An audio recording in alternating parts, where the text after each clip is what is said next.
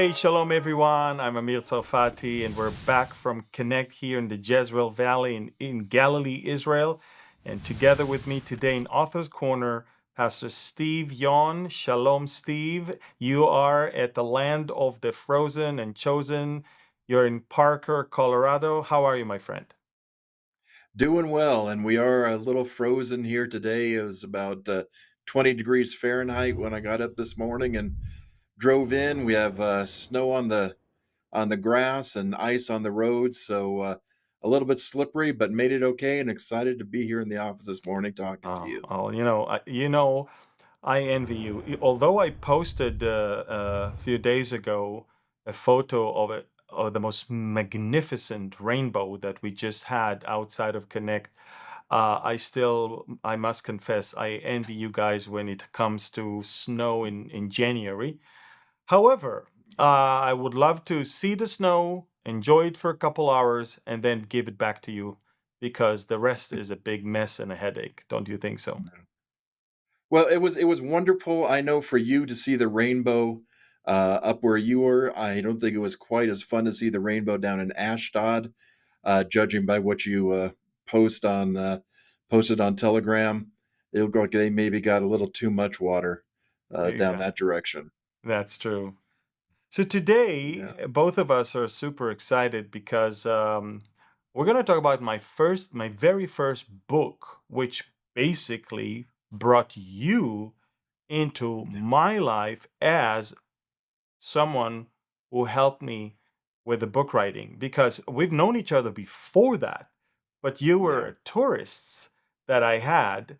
You Yeah. were the son of the pastor that I led the tours of his church, and you were a good friend. And I've got to know you, and also Jason Elam, because you guys both co-authored fiction books before. But that's it. That was Steve Yon, and then something happened.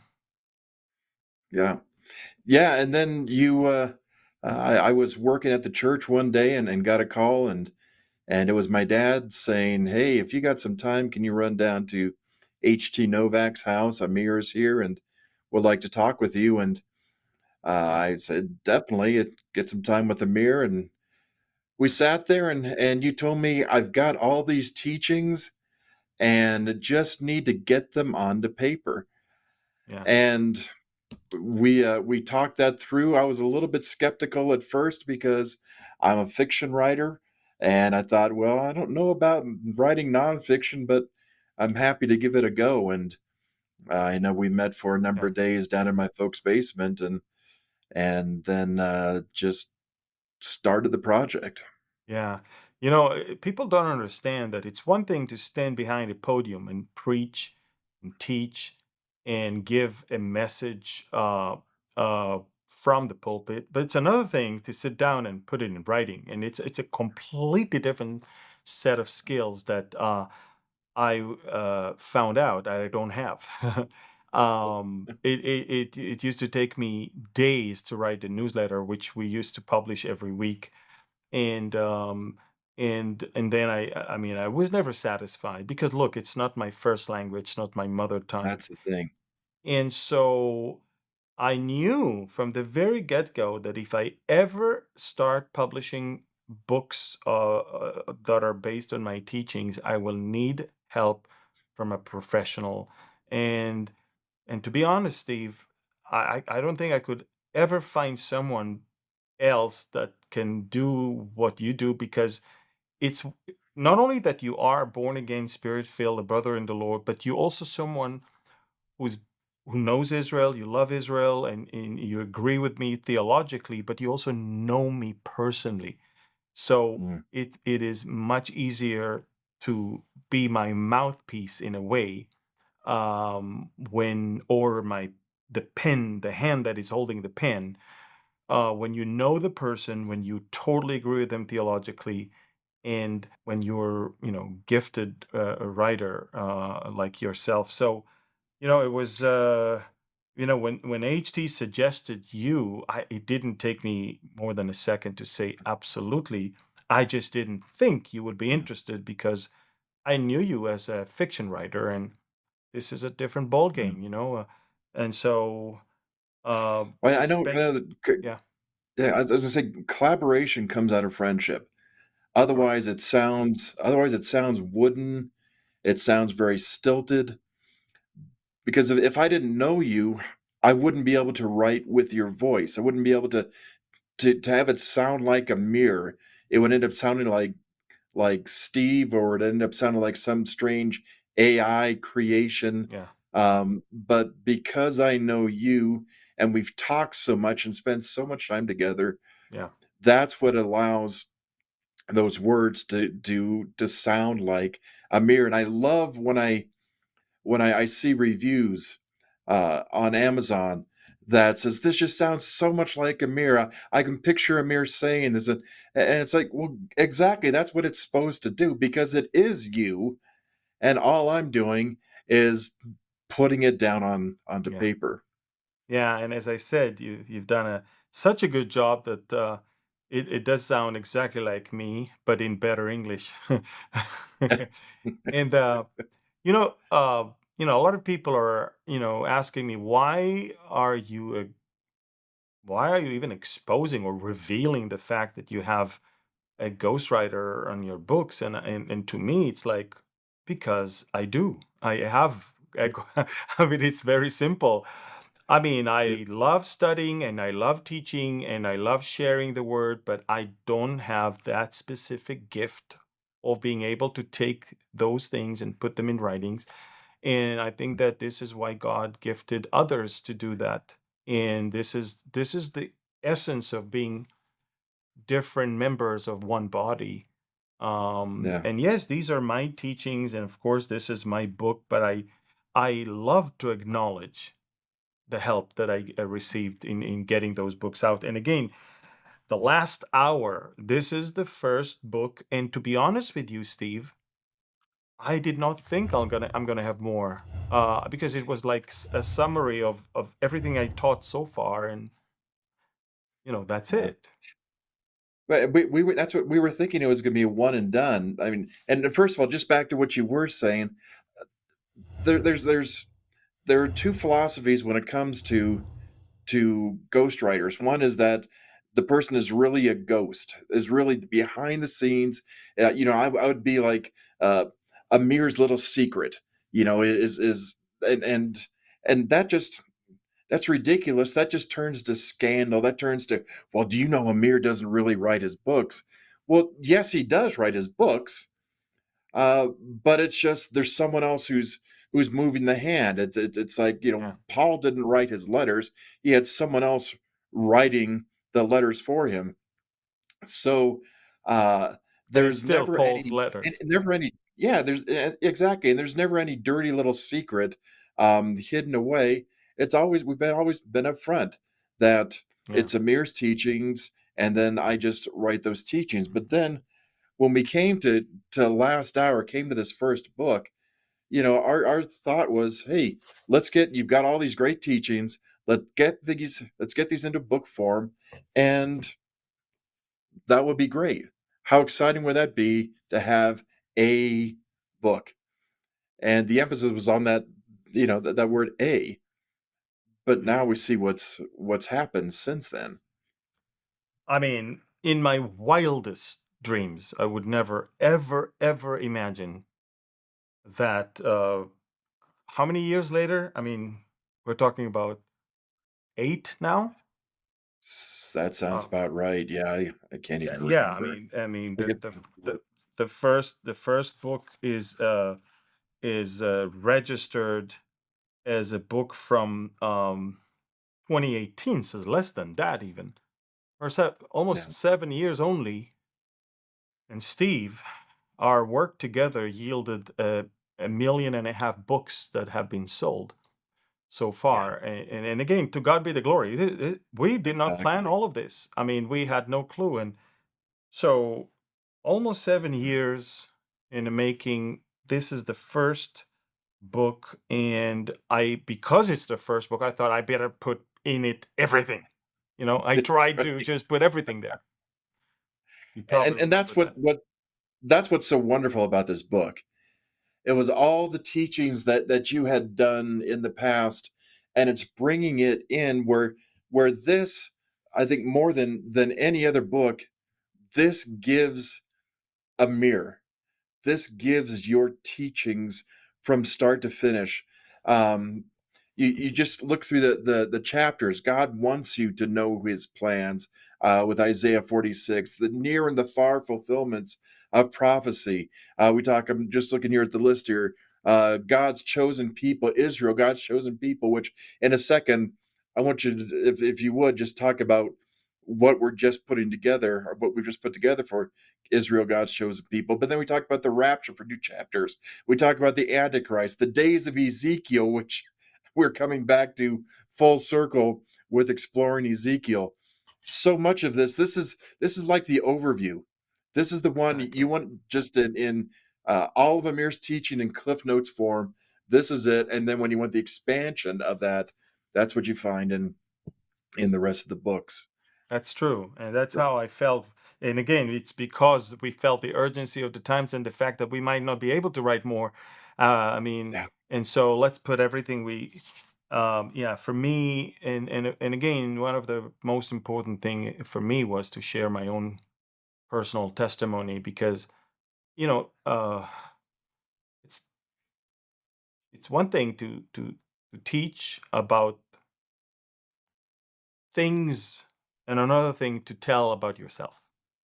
and yeah, and I yeah. think that people find it easier to connect to you and to your story when they Yeah. hear I your story. I know we started that section saying that it's important to tell people where you sit before you tell them before where you stand. Tell them where you That's sit true. before you tell them where you sit. So they know who you are, they know your background, and once they know a little bit more about you, then they can better Yeah, understand correct. what your teaching is. And I don't know if you want to take just a brief moment here and share a little bit about what you Well, talked about I in that mean, testimony.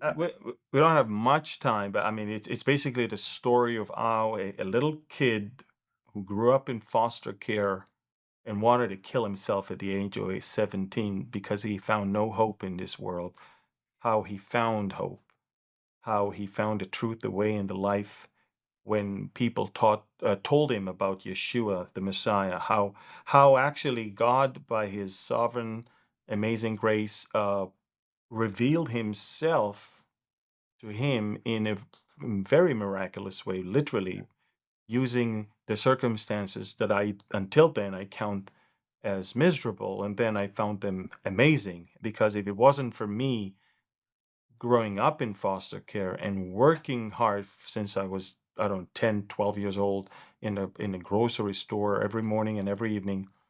And if it wasn't for the fact that in the morning I went to uh, put together the morning newspaper and found out that this big advertisement for the Jesus film of Campus Crusade that was shown in Jerusalem uh, for a couple of days only, and it wasn't for the fact that I was exposed to all of that and having gone to see the movie, then accepting the Lord that night right there, going back home, and my whole life changed, and I was kicked out of the house, but I wasn't, you know, broken.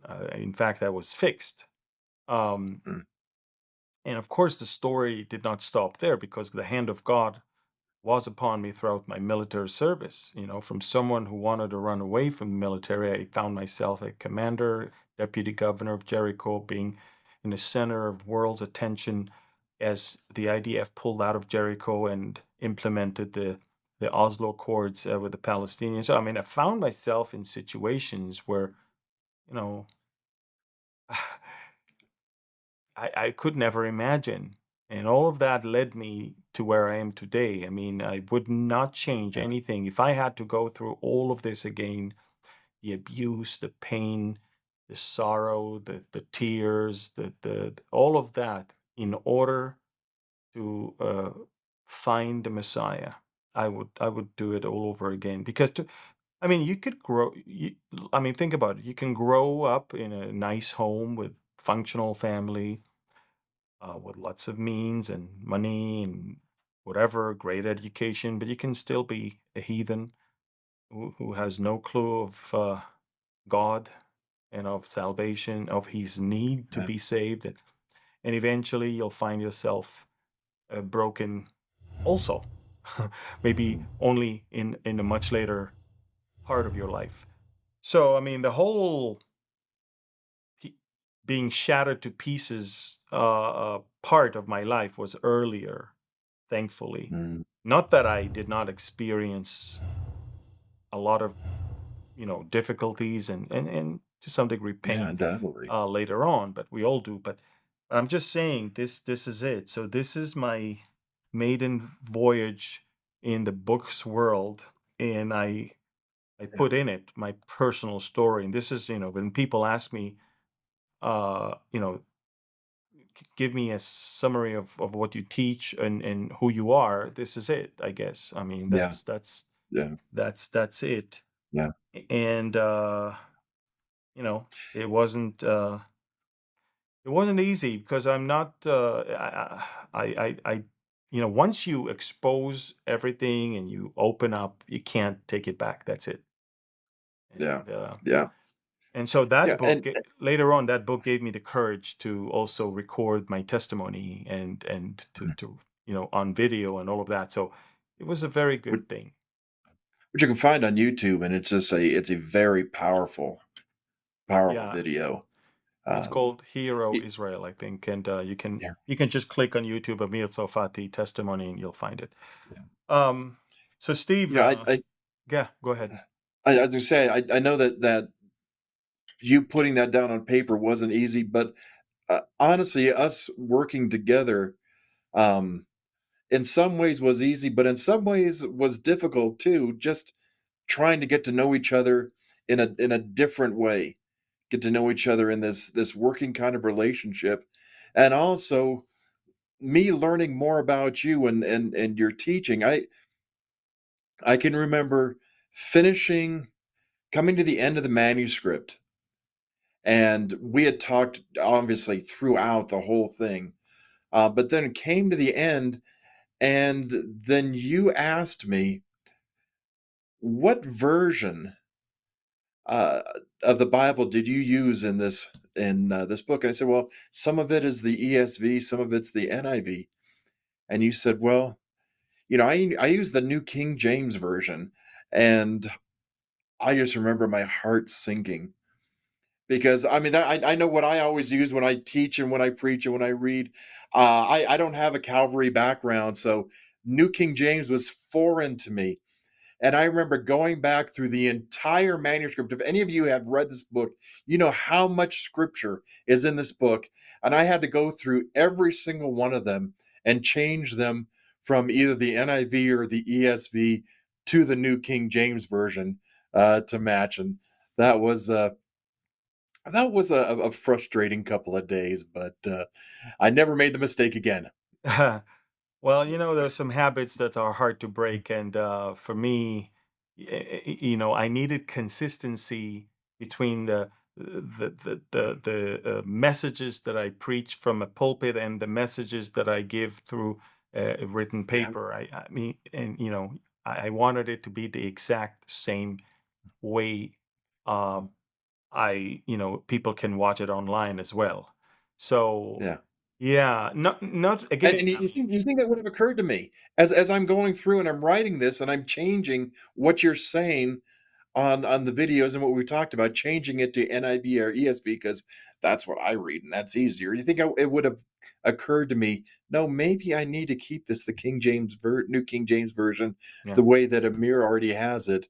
But yeah, that was on me. That was totally on me. Yeah. Well, Uh, anyway, again, thankfully there was one book publisher that took a chance. Uh, it's funny. It's the only book we published with that publisher, and yet they were giving us the chance to do it with yeah. them, and I was super Well, humbled. Yeah. yeah. Well, I'll always be grateful to Baker for Mhm. publishing this book. And that's why when they came back to us, what, a couple years ago and said, hey, we would really love to do a study guide. to go along with Last Hour. We're like, hey, we would love to have you do that, both for those who use the book, but also for Baker being able to put that out because Yeah, they were a good team and they did us well. But then once we found Harvest, uh, with Harvest we found a family, correct. and yeah, And another thing that I was humbled with in this book is that Pastor David Jeremiah actually wrote the oh man, foreword.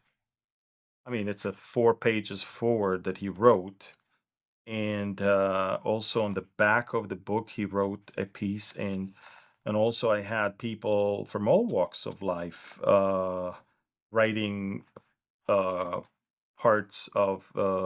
I mean, the acknowledgments. We're talking about. endorsements, yeah, No, it was actually. Uh, you know, how do you call it? the Acknowledgments, endorsements in the beginning, endorsements. yeah, Yeah, endorsements. yeah.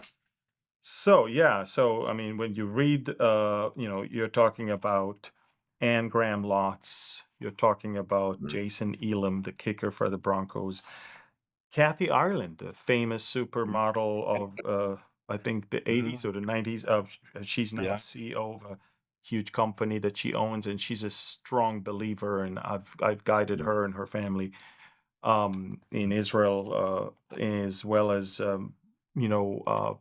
Been part of some other events in the US. We have Jan Markell, Pastor Jack Hibbs, and even Senator at the time, Senator Manny Pacquiao from the Philippines, world boxing champion. All of them wrote some beautiful endorsements, and it just, mhm. and again, that's the first book, and you have these type of caliber people that write that, and you're like, I don't deserve all of this. I just don't. Mm, And God opened the doors to find a publisher, opened the door to have all these people writing these things, and of course the book was well received. And the first one is always the hardest because it's like the the, yeah, the stork that flies at the edge of the V shape. It's the one that gets most of the resistance, and yeah, and but it is the first, and we will always look at it as the firstborn, huh? yeah. And it also for the longest time, it was the one that sold the most. I think Revealing Revelation may have passed that, uh, by now, but I don't know for sure. But for a long time, I mean, the book just took off, and then again, I think it was David Jeremiah that we can thank for some of the book sales too, because not only did he endorse it, but then he uh, or write the forward, but then he endorsed it too, Yeah, and that was just such a blessing it was. for you and for the And ministry. again, I've told him many times, and even when I came to speak at his church, he was very gracious to call me because he wasn't there, to call me a couple days later and to thank me and to, I mean, what a humble uh, man. And anyway, Yeah, Steve, a little portion of this book is now turning into its own thing that we I was just just gonna done. say, yeah, Yeah, and you can see the normal size of a book, and you can clearly see that we just wrote a smaller pocket or smaller guide, also smaller when it comes to the length. And this is something that sat heavy on my heart in light of October 7th and everything that happened after that. Millions of people around the world are claiming that the Israel of the Bible is not Israel of today. Thus, the land of Israel is not does not belong to the people that live there today. And I just had to put it all in writing. It's called the Israel Decree: Understanding God's Unbreakable Covenant with His people and their land. This is the first time I show it to anyone. It's uh, it's coming out in a few months, but this is something that it's cheaper, it's smaller, it's faster to read, and it's so valuable. And we want mm, to get it to the hands of as many as possible because there's so much deception that the enemy is sowing in the hearts of believers. See, I don't expect much from Yeah. non-believers, to be honest, but believers that claim to believe in the Bible and the God of Israel, and for them Mm. to not acknowledge the things of God, it breaks my heart. So Mm. this is it. Well, it's a I mean, it's a little fire plug of a book. It's small, compact, but it has got so much power in it that I mean, you turn one of those caps, and the it just comes pouring out. Especially, I think we both agree. Chapter 3 is something Oh, that every believer needs to read, yeah, because of the power that's in uh, absolutely. that's in that Absolutely. chapter. Yeah. Well, anyway, Steve, look, I think we've covered uh, a lot about our first work together in writing a book. The last hour, my first ever book, the most Mm. comprehensive, work on the various teachings that I give around the world. And, just if you don't have it, you may want to have it and read it and maybe even give it to someone else, because even just for the testimony itself, for the Yeah, story of how it came to faith, I think it's worth it. Anyway, yeah. I'm looking forward to having another chapter with you next time, Steve. And next time we're going to speak about our first ever fiction book, Fiction book, yeah. Operation Yoktan. So until then, thank you, Steve, and thank you everyone for watching Author's Corner. I'm Amir Salfati, and this was Author's Corner from Connect here in Galilee, Israel, and Parker, Colorado. Thank you, Steve. Thank you, everyone. God bless you, and shalom.